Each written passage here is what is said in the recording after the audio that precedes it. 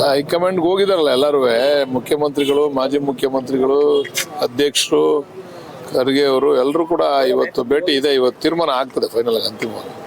ಸಾಕಷ್ಟು ಶಾಸಕರು sir ದೆಹಲಿಯಲ್ಲೇ ಬೀಡ್ಬಿಟ್ಟಿರುವಂಥದ್ದು sir, ದೊಡ್ಡ ಮಟ್ಟದ ಲಾಬಿ ನಡೀತಾ ಇರುವಂಥದ್ದು. ಇರಲಿ, ಎಲ್ಲರೂ ಅವ್ರವ್ರ ಅಭಿಪ್ರಾಯ ಹೇಳಕ್ಕೆ ಹೋಗಿದ್ದಾರೆ. ಕೆಲವರು ಹೋಗಿದ್ದಾರೆ, ಕೆಲವರು ಹೋಗಿಲ್ಲ. ನೋಡ, ಅಂತಿಮವಾಗಿ ಅಲ್ಲೇನು ಯಾರು ಒಳಗಡೆ ಏನು ಬಿಡಲ್ಲ. ಅಂತಿಮವಾದಂಥ ತೀರ್ಮಾನ ರಾಹುಲ್ ಗಾಂಧಿಯವರು ಮತ್ತು ವೇಣುಗೋಪಾಲ್, ಸುರ್ಜೇವಾಲಾ ಅವರು ನಮ್ಮ ನಾಯಕರುಗಳನ್ನ, ರಾಜ್ಯ ನಾಯಕರುಗಳನ್ನೆಲ್ಲ ಸೇರಿಸಿ ಮಾಡ್ತಾರೆ. ಖರ್ಗೆ ಸಾಹೇಬೆಲ್ಲ ಸೇರಿ ಆಗ್ತದೆ ಸರ್. ಒಂದಷ್ಟು ವಿಚಾರ ಚರ್ಚೆ ಆಗ್ತಾರೆ ಅಂದ್ರೆ ಹೊಸ ಮುಖಗಳಿಗೆ, ಯುವಕರಿಗೆ ಆದ್ಯತೆ ಕೊಡಬೇಕು ಅನ್ನೋದ್ರ ಬಗ್ಗೆ ಚರ್ಚೆ ಆಗ್ತಾ ಇದೆ. 5 ಬಾರಿ ನಿಮ್ಮ ಅನುಭವವನ್ನು ಕೂಡ ಪರಿಗಣಿಸ್ತಾರೆ ಇದರಲ್ಲಿ.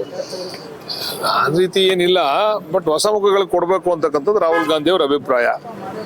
ಹಳಬರಿಗೆ 40%, 60% ಹೊಸಬರಿಗೆ ನೀವು ಗುರುತಿಸಿ ಅಂತಕ್ಕಂಥ ವಿಚಾರವನ್ನ ರಾಹುಲ್ ಗಾಂಧಿ ಅವರು ಪ್ರಸ್ತಾಪ ಮಾಡಿದ್ದಾರೆ. ಬಹುಶಃ ಅದರಂತೆ ಎಲ್ರಿಗೂ ಕೂಡ ಆಗ್ತದೆ. ಹೊಸಬರಿಗೆ ಬಹುತೇಕ ಬಾಲಕೃಷ್ಣ ಅವರ ಹೆಸರು ಫೈನಲ್ ಆಗಿದೆ ಅನ್ನೋದು ಹಂಗೆ ಹೇಳಕ್ಕಾಗಲ್ಲ.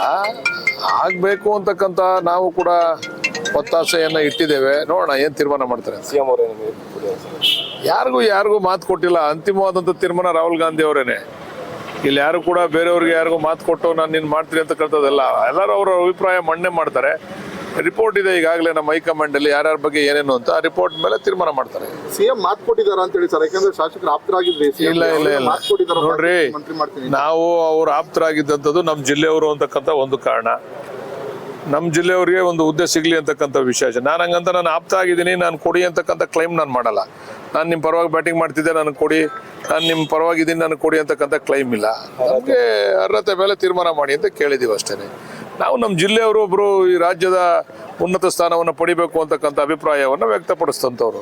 ಹಾಗಂತ ನಾನು ಅದನ್ನೇ ಇಟ್ಕೊಂಡು ನಿಮ್ಮ ಜೊತೆ ಇದ್ದೀನಿ, ನಾನು ನನಗೆ ಮಾಡಿ ಅನ್ನೋಂಥ ವಿಚಾರ ನಾನು ಎಲ್ಲೂ ಕೂಡ ಮಂಡನೆ ಮಾಡಿಲ್ಲ.